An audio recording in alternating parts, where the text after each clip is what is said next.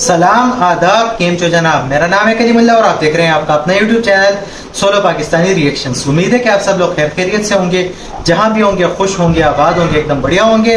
अगर आप हमारे चैनल पे नए, चैनल को अभी तक सब्सक्राइब नहीं किया, चैनल को सब्सक्राइब करें, लाइक करें, कमेंट करें, दोस्तों के साथ शेयर करें, बेल आइकन जरूर दबाएं ताकि आने वाली तमाम वीडियोस का नोटिफिकेशन सबसे पहले आप तक पहुंच सके।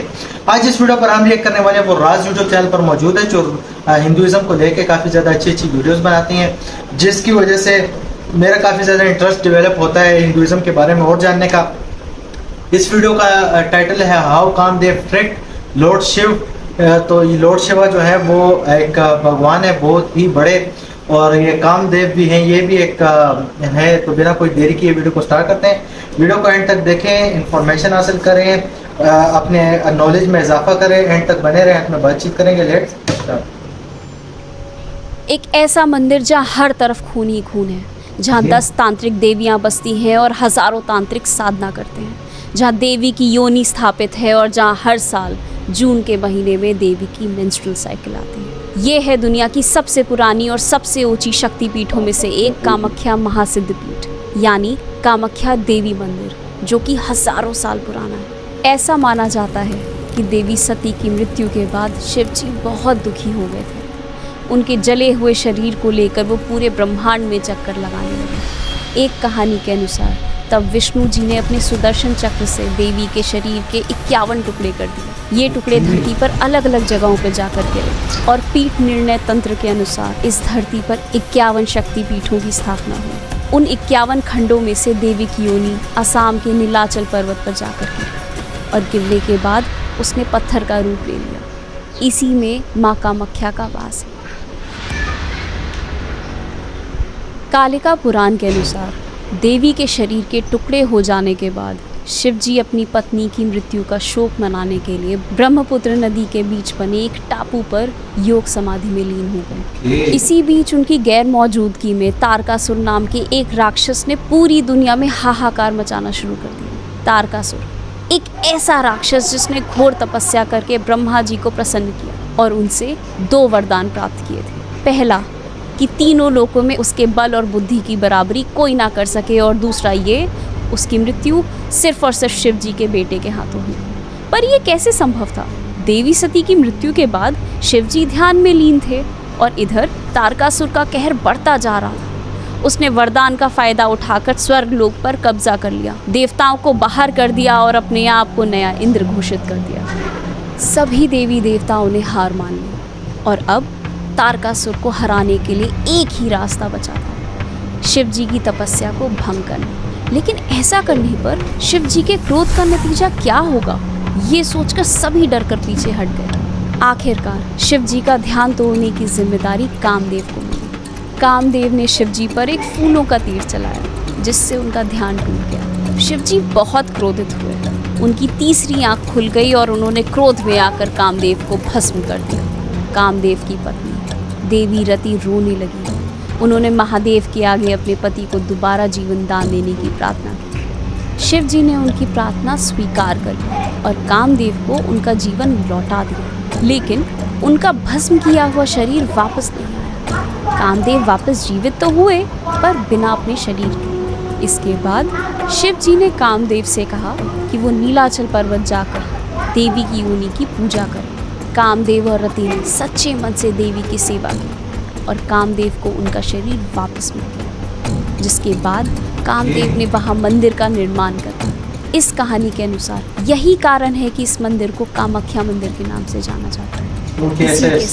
जिस टापू पर शिव जी तपस्या कर रहे थे, ब्रह्मपुत्र नदी के बीच बना वो टापू आज भी वहाँ मौजूद है, जिसकी चोटी पर भैरव बाबा का मंदिर है। ऐसा माना जाता है कि भैरव शिव का अवतार है और इन शक्तिपीठों के रखवाले हैं। इसीलिए इस चोटी पर बने उमानंद मंदिर के दर्शन किए बिना माँ कामाख्या शक्तिपीठ के दर्शन को अधूरा माना जाता है।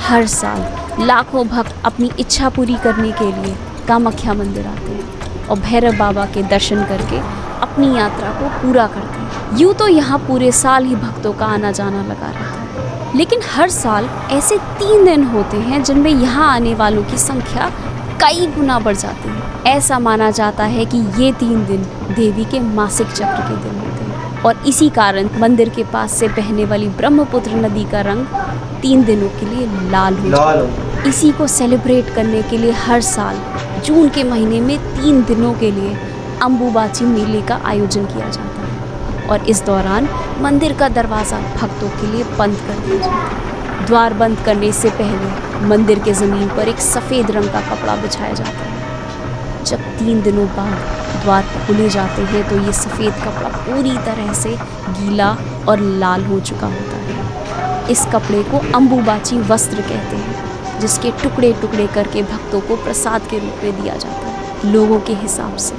ये कपड़ा देवी माँ का आशीर्वाद होता है और लोग इसे अपने घरों में पूजा स्थल पर रखते हैं, जिससे माँ कामाख्या की कृपा उन पर बनी रहे। लेकिन जब मंदिर 3 दिनों के लिए बंद हो जाता है तो भक्त यहाँ किस लिए आते हैं? इसके पीछे का कारण है कि इन 3 दिनों का सिग्निफिकेंस सिर्फ देवी के मेंस्ट्रुअल साइकिल से नहीं बल्कि तंत्र से भी जुड़ा हुआ है। दुनिया के 51 शक्तिपीठों में से 4 शक्तिपीठ ऐसे हैं जहाँ सदियों से तंत्र साधना की जाती है। ये मंदिर उन्हीं 4 तंत्र पीठों में से एक है। यहाँ 10 महाविद्याएं बसती हैं। तांत्रिक ट्रेडिशन के मुताबिक ये 10 महाविद्याएं देवी शक्ति के 10 रूप हैं।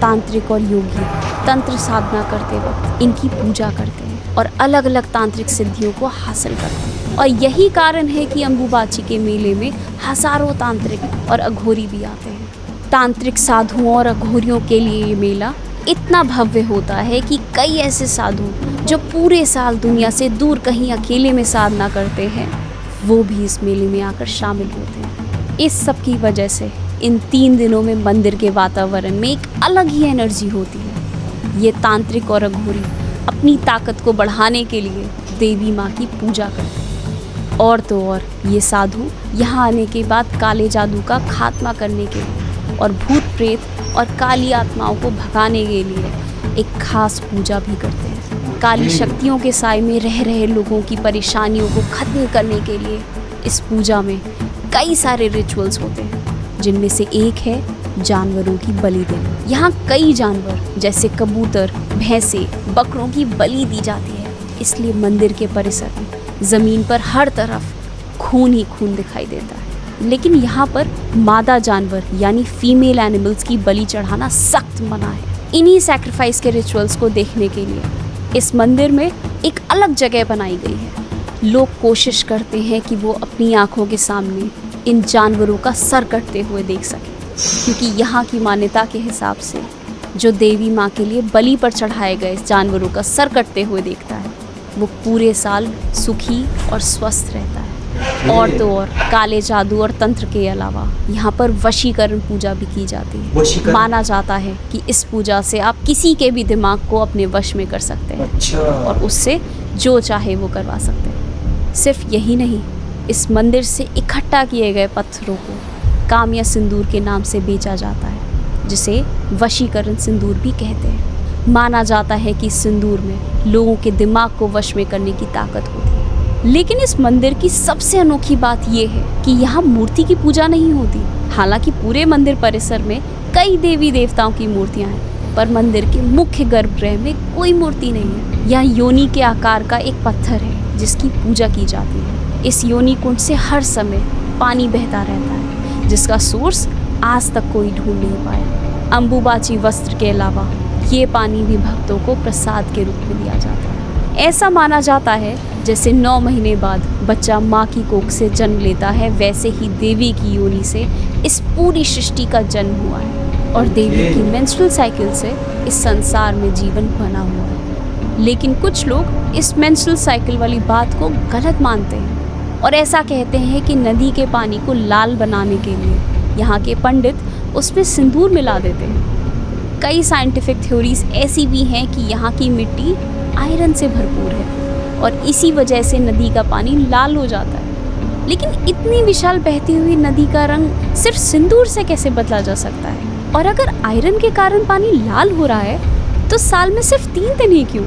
कामाख्या देवी मंदिर के अम्बुबाची मेले की तरह एक और मेला है जिससे कई सारे राज जुड़े हुए हैं। मलजपुर का भूत मेला, जहाँ लोगों को पीट पीट कर उनके शरीर से बुरी आत्माओं को दूर किया जाता है। अगर आप इसके बारे में और जानना चाहते हैं तो हमारी ये वीडियो ज़रूर देखना। आपको हमारा ये वीडियो कैसा लगा हमें कमेंट्स में ज़रूर प्लीज़ आप बताएं। इस वीडियो को लाइक और शेयर कीजिए और आप- ऐसी ही अनकही, अनसुनी और अनदेखी कहानियों के लिए राज को सब्सक्राइब करिए। See you in the next one. ये काफ़ी कमाल की इंफॉर्मेशन से भरपूर वीडियो थी। इसमें शिव जी, कामाख्या मंदिर, शिव जी की जो पत्नी थी उसके बारे में बताया गया था। अच्छा, कामदेव जो थे उनके बारे में, अच्छा क्या क्या हुआ, क्या क्या नहीं, काफ़ी ज़्यादा इन्फॉर्मेशन मिली। मैं तो काफ़ी ज़्यादा इंजॉय करता हूँ इस तरह की इन्फॉर्मेशन को, क्योंकि इससे मेरा और भी इंटरेस्ट डेवलप होता है और जानने का चाह बढ़ती है दिल में कि मुझे और भी जानने का मौका मिले, और जानने का मौका मिले। काफ़ी ज़्यादा चीज़ें मैं हिंदुज़म के बारे में जान भी चुका हूँ और ये बहुत अच्छी बात है यार। मुझे एक्सप्लोर करना पसंद है, बहुत सारे रिलीजन्स के बारे में जानना पसंद है, बहुत सारी लैंग्वेजेस के बारे में जानना पसंद है। तो मैं जिन टॉपिक को खुद पसंद करता हूँ उन टॉपिक को आपके साथ शेयर करना मैं ज़रूरी समझता हूँ। इस वजह से इस तरह के वीडियोस पे मैं रिएक्ट करता हूँ ताकि मेरे साथ साथ आपको भी कुछ इन्फॉर्मेशन मिल सके और आपका भी इंटरेस्ट डेवलप हो। तो उम्मीद करता हूँ कि आपको ये वीडियो पसंद आई होगी। पसंद आई है तो लाइक करें, कमेंट करें, दूसरों के साथ शेयर करें। फिर मिलते हैं किसी और वीडियो में किसी और टॉपिक पे होगी। तब तक के लिए बाय बाय, पीस आउट।